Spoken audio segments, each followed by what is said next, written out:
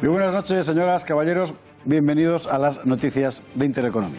Donald Trump va a cumplir un año en la Casa Blanca el próximo 20 de enero y el mundo no se ha acabado. Todos los portavoces del orden establecido en todo el mundo nos anunciaron las peores calamidades si Trump triunfaba. Ninguna de las profecías apocalípticas se ha verificado, más bien al revés. Más bien al revés, sí, porque la economía norteamericana va como un cohete, la crisis de Siria e Irak ha reducido ostensiblemente su crudeza, el conflicto norcoreano se ha suavizado, los Estados Unidos siguen siendo un Estado de Derecho y no una dictadura fascista, el comercio mundial no se ha colapsado y la política exterior americana en general sigue siendo la que era con Obama. Hoy, casi un año después de que Trump llegara al poder, es momento de hacer balance, tanto de su gestión como de aquellas voces que nos amenazaron con las peores calamidades.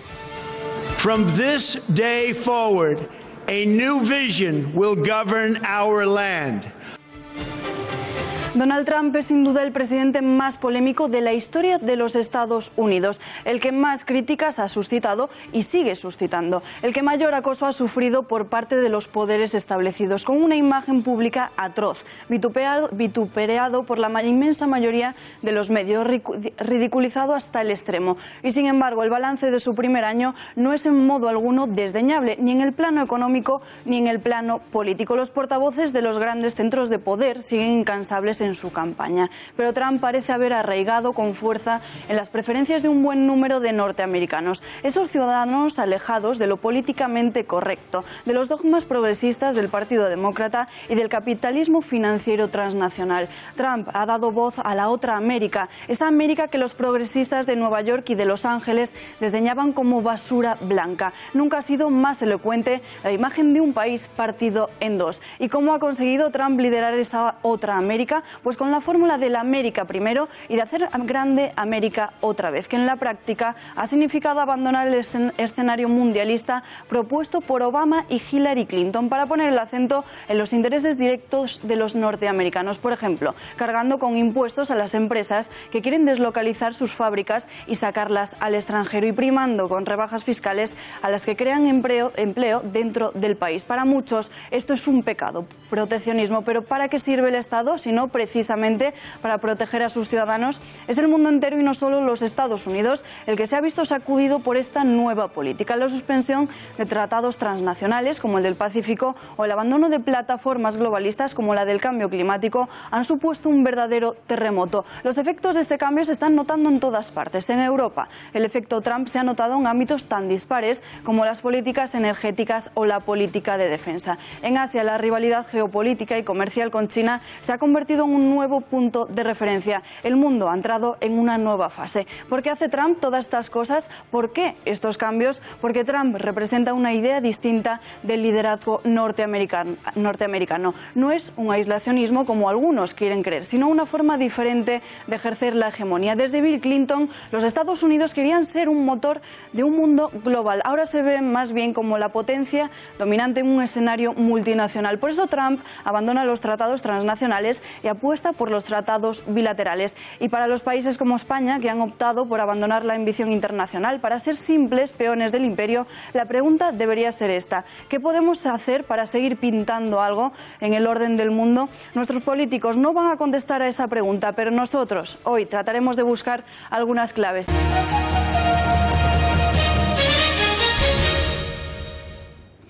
Abrimos página internacional con ese asunto del que todo el mundo hablaba hace un año y que ahora, sin embargo, ha callado muchas bocas. Donald Trump, un año en la Casa Blanca y por ninguna parte se ve la hecatombe que nos habían augurado. El 20 de enero se cumplirá el aniversario de la presidencia de Trump. El balance, fríamente mirado, es este. Muchas luces y muchas sombras en la nueva administración norteamericana. Sin embargo, ningún presidente estadounidense ha suscitado tal nivel de críticas negativas en los medios de comunicación mundiales. ¿Está el país mucho peor que hace un año sin Trump? Empecemos por los datos económicos y laborales. Wall Street ha superado por primera vez en la historia los 25.000 puntos. Ha habido más de 90 récords sucesivos en este año en el índice del Dow Jones. Y la tasa de paro en diciembre de 2017 era del 4,1%, la más baja en los últimos 17 años. En relación al terrorismo, las tropas de Trump han apoyado a las Fuerzas Armadas de Irak y a las milicias kurdas en sus ofensivas contra el grupo terrorista Daesh. Esto ha sido posible gracias a la nueva estrategia contra dicho grupo, propuesta por el Pentágono y aprobada por Trump, que incluyó, entre otras, el aumento de 2.500 militares en Arabia Saudí para apoyar a la coalición en Irak y Siria. En inmigración ligada a la seguridad nacional, Trump, fiel a lo anunciado en su campaña, introdujo restricciones de entrada para 7 países árabes y la supresión del programa de refugiados durante 120 días. Y por último, veamos la política exterior. El presidente se ha reunido con 149 líderes mundiales, recibiendo a 43 en la Casa Blanca, y ha sostenido conversaciones telefónicas con dirigentes de 51 países. No parece que haya tenido un problema aislacionista o falta de conexión con el mundo, ¿no? Pues no, esto es lo que hay. Claro que otra cosa es cómo se percibe en la calle. Pocos mandatarios ha habido en el mundo que hayan sufrido todos los días y en todo el mundo una campaña de hostilidad tan intensa como la que sufre Trump. Bien es cierto que él, quizás aplicando eso que se llama la estrategia del loco, la provoca sin cesar. ¿Cómo ve el público español a Trump? Marta García Villanueva ha salido a preguntarlo. Se cumple un año de la llegada de Donald Trump a la Casa Blanca. El presidente republicano se impuso a Hillary Clinton por encima de la mayoría de los medios de comunicación americanos y las encuestas que vaticinaban el descalabro de Trump. Un año después, su figura sigue creando controversia. Salimos hoy a la calle para preguntarle a los ciudadanos qué opinan sobre el presidente americano. Lo vemos. No me gusta la política que tiene. Me parece racista y xenófobo también. A ver, sinceramente yo creo que no lo está haciendo bien. Yo pienso que es un radical y que las cosas ahora van a estar muy de puntillas y que acabe cuanto antes, porque no... Es que no quiero decir cosas que no estoy de acuerdo con cómo lo está haciendo, con cómo están funcionando las cosas. Que es un irresponsable, eso es lo que pienso yo, y que posiblemente pueda provocar un problema a nivel mundial. Es que le veo muy convencido de sus ideas, pero que a lo mejor no son tan verídicas como él cree. Le veo que realmente cree en todo lo que dice, pero que solo se fía de lo que él cree, por así decirlo. Porque tiene que madurar, porque está tomando unas decisiones que no son sanas. Pues que no está aplicando una política adecuada para un país como Estados Unidos, ¿no? Pues que no tiene ni idea. Pues que está un poco chaladillo, yo pienso, no lo sé, no lo conozco, pero las cosas que hace, que dice que va a hacer esto y luego resulta que por menos de nada se echa ya para atrás, una persona inestable y peligrosa. Sí, muy xenófobo y nada, no me gusta nada. Hasta aquí las impresiones, pero vayamos ahora a los hechos. Vayamos a los hechos y empecemos por los hechos económicos, que son seguramente los más sorprendentes. Nadie esperaba una recuperación tan intensa de la economía estadounidense. ¿Por qué? ¿Qué ha hecho Trump? Uno de los pocos españoles que ha conocido de cerca al círculo de Trump desde antes de las elecciones ha sido Roberto Centeno, analista económico. Profesor Centeno, buenas noches. ¿Cómo puede describirse el balance económico de este primer año de Trump? Buenas noches. Pues para hacer un breve análisis, que es muy sencillo por otra parte, a pesar del increíble sectarismo del establishment socialdemócrata, que lo único que está haciendo es intentando desprestigiar a Donald Trump por una serie de temas colaterales que no son los que mueven el mundo, como por ejemplo el tema de los salvadoreños o de los haitianos, que es lo que realmente preocupa hoy a los chinos, a los rusos y al público norteamericano en general. La economía va de una manera espectacular. Esto ya lo anuncié en un programa que me invitaron, no tanto el día de la toma de posesión, sino cuando ganó las elecciones. Primero anuncié que iba a ganar las elecciones en contra de todos los tertulianos que estaban conmigo, que decían lo contrario. Acerté, aunque con un poco de trampa, porque yo tenía información privilegiada. Y en el tema económico recomendé vivamente, en contra de lo que decían sus enemigos, que la bolsa se iba a hundir, etcétera, etcétera, les recomendé que compraran fundamentalmente bancos, acciones de defensa y las grandes tecnológicas. Bien, ¿qué es lo que ha ocurrido desde entonces? La bolsa ha experimentado una subida espectacular. No desde o si quieren, en el año 16, el tecnológico Nasdaq ha subido un 32%, el Dow Jones ha subido un 25%. Y si nos vamos no al año 16, sino desde que ganó las elecciones, estamos hablando de casi un 30 y casi un 40% respectivamente el Dow y el Nasdaq. La economía, por otro lado, ha ido como un tiro, el crecimiento está siendo espectacularmente alto y al contrario que en España, que los sueldos cada vez son menores y cada vez son más bajos, en Estados Unidos son cada vez más altos. De hecho, las grandes empresas norteamericanas que están muy beneficiadas por la bajada de los impuestos, van a repartir 1.000 euros entre todos sus empleados. La primera que la anunció fue AT&T, que es la empresa, la telefónica, llamemos, norteamericana, y les va a subir un sueldo el 10% a los empleados. Eso lo van a hacer todos los bancos, todas las tecnológicas, y por lo tanto eso, unido a que los impuestos que pagan la clase trabajadora y la clase media son justo la mitad de los que pagamos con Rajoy, van a hacer que el año 2018 sea todavía mucho mejor que el año 2017. Me decía esta mañana César Vidal, que vive exilado en Miami, que anteanoche, cenando con un senador demócrata, le decía: si la economía sigue marchando así, Donald Trump será reelegido y va a gobernar los próximos 7 años. Señor Centeno, gracias y buenas noches. Así que en el aspecto económico no ha habido la catástrofe que se nos vaticinaba, sino todo lo contrario. Y en el plano del equilibrio del poder, pues en este plano sí ha habido cambios, pero nadie podría decir que el mundo es hoy más peligroso que con Obama, incluso al revés. Lo veremos más tarde con Bruno Navarro. Nos quedaba por ver la parte, lo ha contado Alba, la parte geopolítica, geoestratégica del año de Trump. Y es lo que vamos a ver ahora mismo con Bruno Navarro en El Mundo en Guerra.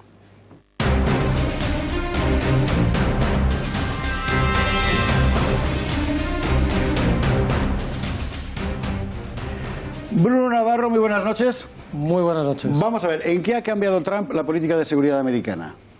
Podría decir en nada, sí. Y nos vamos ya, pero vamos a alargarlo un poco, ¿no? A explicar por qué, entonces, claro. Efectivamente. Bueno, mucho verbalmente, ¿vale? Si nos atenemos a sus diatribas, excesos, entrevistas, discursos, habría cambiado mucho, porque es verdad que, bueno, ha llegado a avisar de una intervención en Venezuela si seguía así la cosa, de retirarse de Corea del Sur si no pagaban los gastos de las tropas norteamericanas, etcétera, etcétera, ¿no? Pero en realidad, si nos atenemos a los hechos, a la práctica de su actividad militar, de las misiones, de su política exterior, ha cambiado bien poco, ¿no? Ha habido una cosa importante, que mientras te colocas el micrófono, que se te está cayendo, súbetelo para arriba donde está, ahí, fenomenal, donde está el cartoncito, genial, que hay que decir, que es la cuestión, ¿cómo decir?, en los equilibrios en Oriente Próximo y Medio, que no es que lo haya cambiado, como muchos pensaban, para marcharse, sino sencillamente para seguir jugando en el mismo tablero.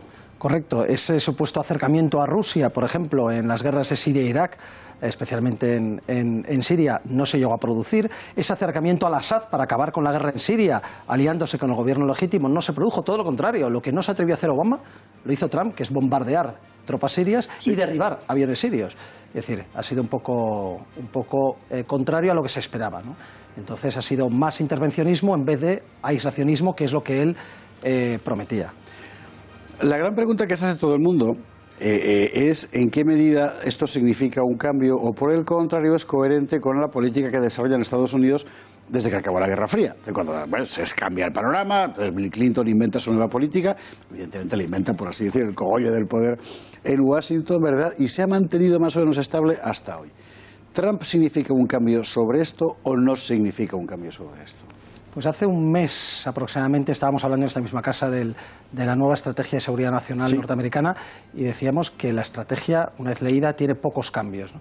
Y es verdad que Trump no ha supuesto ni en esa teoría que es la estrategia de seguridad nacional ni en la práctica de lo que hace, como he dicho antes, no supone excesivos cambios y es un continuismo, pero ya no solo a la política desde el fin de la Guerra Fría, sino a la política intervencionista norteamericana desde el final de la Segunda Guerra Mundial. Fue aislacionista en el periodo de entreguerras entre la Primera y la Segunda Guerra Mundial, era lo que prometía prometía Trump, una vuelta a esos, no voy a decir orígenes, pero sí a esa época de su historia, y se ha convertido en ese sentido, aquellos que lo esperaban, en un fiasco. Ese América lo primero, ese vamos a retirarnos, vamos a estar más aislados, no vamos a ser la policía del mundo, prácticamente está en todos los órdenes a continuado igual. El enfrentamiento con Rusia, la expansión de la OTAN hacia el este, Corea del Norte no varía, la actividad en Oriente Medio no varía. Es más, lo que puede variar es Irán. Sí, efectivamente. Irán. Pero hay que recordar que lo único que rompe, es decir, Trump lo que amenaza es con romper el tratado nuclear con Irán y volver a las sanciones o aumentar las sanciones. Pero esto, si bien es contrario a lo que estaba haciendo, lo que estaba haciendo Obama, está absolutamente alineado con la política norteamericana desde que los ayatolás llegaron al gobierno en Irán, que ha sido siempre la sanción, el temor y el enfrentamiento. Luego únicamente se enfrenta al periodo Obama, pero no al resto de la política norteamericana. He entendido perfectamente. Y en Afganistán, además, reforzar la presencia para que no se lleven los chinos la materia prima, que es al final en lo que estamos. En lo que estamos. Alba. Y en materia de presupuestos y misiones internacionales, ¿cómo afecta a España? Pues también afecta bastante poco los presupuestos. Se está hablando estos días mucho de los presupuestos. La OTAN acordó aumentar los presupuestos de defensa a los países, España lo firmó, pero ese acuerdo se tomó en Gales en 2014, época Obama, luego no tiene nada que ver con Trump. Y por otro lado, que es lo que se está hablando concretamente estos días, el famoso PESCO, ese club, prácticamente están todos los países de la Unión Europea, militar, en el que se han comprometido también el aumento del gasto de defensa, no tiene nada que ver con Trump, es una decisión interna europea, quizás más influida por el Brexit, pero en todo caso el PESCO viene de muy lejos, mucho antes de Trump. Y en cuanto a las misiones internacionales, por ahora no ha afectado nada, tenemos ahora mismo unos 2.500 militares en 17 misiones, de las cuales solo una ha entrado España. Es nueva en la época de Trump y, sin embargo, es una misión que se decidió por parte de la OTAN en 2016, luego tampoco es de Trump, y es la misión precisamente más polémica y controvertida porque es en la que nos enfrentamos, nuestros carros de combate, no es que nos enfrentemos militarmente, pero nuestros carros de combate están enfrentados en los países bálticos al otro lado de la frontera con Rusia. Pero es una misión, como digo, que se gestó y se aprobó en 2016, Trump no tiene nada que ver, y lo que habrá que ver es si, lo que hablabas antes, el malestar que pueda producirse en Oriente Medio y por las decisiones sobre Irán, las decisiones sobre Jerusalén, que eso sí que ha sido un cambio sintomático, el reconocimiento unilateral de Jerusalén como capital de Israel, si esos dos hechos pueden desestabilizar suficientemente Oriente Medio para que pueda afectar a España. Lo veo muy, muy difícil y muy hipotético que eso nos vaya a afectar a España como ejército que despliega en el exterior. Una última cosa, corrígeme si me equivoco. Trump ha tomado dos decisiones últimamente que han generado espanto mundial y que, bueno, últimamente a lo largo de este año, y que sin embargo las dos le han salido bien, lo cual permite pensar que él sabía perfectamente lo que estaba haciendo. Una, la madre de todas las bombas, porque aquella sucesión de acontecimientos que fue bombardear Siria o bombardear aquello del Estado Islámico en Afganistán, etcétera, que dejó a la gente con el aliento contenido diciendo este hombre va a la guerra. Dos, el forcejeo con Corea del Norte. La primera salió como ha salido, es decir, realmente se ha recrudecido objetivamente la situación en Oriente Medio respecto a cómo estaba hace 2 años por lo menos, y la segunda ha terminado con las dos Coreas sentadas en la mesa de negociación. Entonces, o tiene muchísima suerte, o esto es lo que se llama la estrategia del madman, o sea, el que juega a parecer el más loco para que la gente se contenga y no se mueva, no vaya a ser que el botón más grande y poderoso. Yo creo que en el fondo no hay ningún líder, ni siquiera los líderes norcoreanos, ni los líderes chinos, ni los líderes rusos. En realidad, cuando Trump abre la boca, nadie hace caso realmente de lo que dice. Hacen caso de la política práctica, hacen caso de lo que su equipo al final va a obtener de Trump, presionando, sea Mattis, el secretario de Defensa, o sea Tillerson, el secretario de Estado. Al final hay lo que llaman una estrategia de la paciencia que consiste en escuchar a Obama, a Trump, a veces asustarse de lo que dice, pero esperar a ver en qué va a quedar la cosa. Y de hecho en Corea del Norte, en lo que ha quedado la cosa es que la actividad norteamericana, tanto diplomática como militar, ha sido una copia exacta, un continuismo respecto a la política de los presidentes anteriores. Respondo a la amenaza con amenaza, respondo a las maniobras con maniobras, respondo a la actividad diplomática con actividad diplomática, y al final ha salido bien, pero no hay un cambio realmente. Entendido. Bruno Navarro, muchísimas gracias. Muchas gracias. La semana que viene, antes de cuando Trump lleve un año y una semana aquí. Muchísimas gracias.